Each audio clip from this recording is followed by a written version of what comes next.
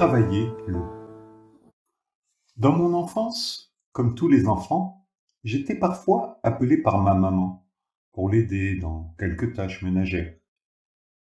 Et comme tous les enfants, parfois je rechignais, la tête encore remplie de ma tour de Lego inachevée, et soucieux de connaître la fin de l'histoire du livre écorné, que j'avais déjà lu 20 fois. Cette fois-ci, j'y mis mon cœur. Après tout, je voyais bien ma mère, occupée à ses différents emplois hors de la maison, il fallait bien s'en sortir, et débordée par une petite famille animée et chamailleuse de 6 enfants. Elle me confia la tâche de laver le sol de la cuisine. Les carreaux, j'aimais bien. Je faisais glisser ma raclette en admirant les reflets brumeux sur la vitre, insistant sur chaque endroit pour que la vue n'ait plus aucun obstacle entre moi et le ciel. On travaillait aux journaux, trésor du pauvre, compagnons de nos chaussures trempées pendant l'hiver, et que mon grand-père découpait en carrés parfaits pour nos usages intimes. Mais là, le sol, aucune gloire, aucun reflet, et sitôt lavé, aussitôt sali. Cependant, je voulais le faire. À grands coups de serpillère plus grande que moi, parfois debout, parfois à genoux, ce qui ne faisait guère d'écart de taille, je forçais sur toutes ces traces rebelles. Quel travail! J'étais fier cependant, car je rendais service, et c'était un dur labeur que maman n'aurait pas à faire. Venant me voir avancer, elle remarqua mes efforts.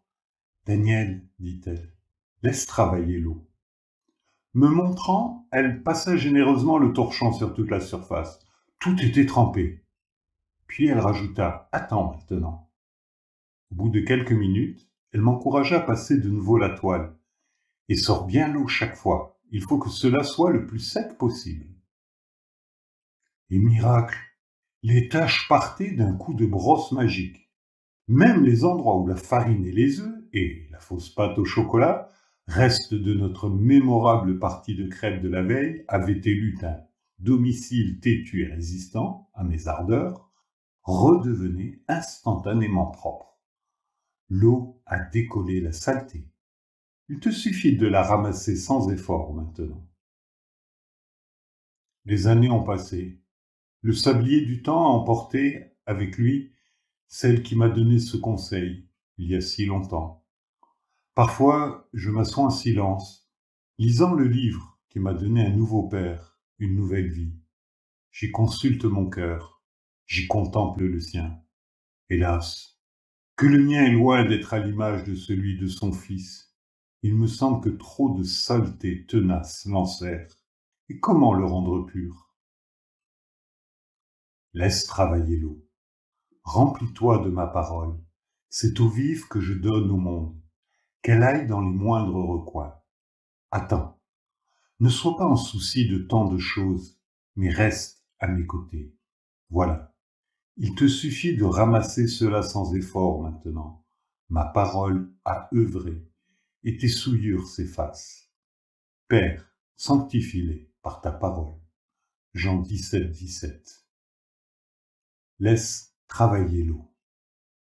Et un grand merci à Cédric, mon petit-neveu, pour ses superbes photos du Japon.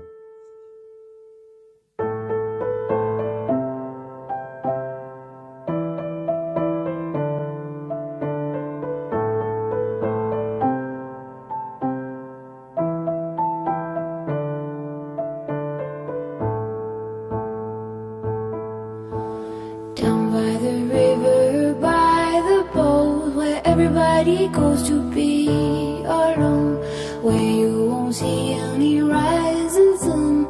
Down to the river we will run. When by the water we drink to the dregs, look at the stones on the riverbed. I can tell from your eyes you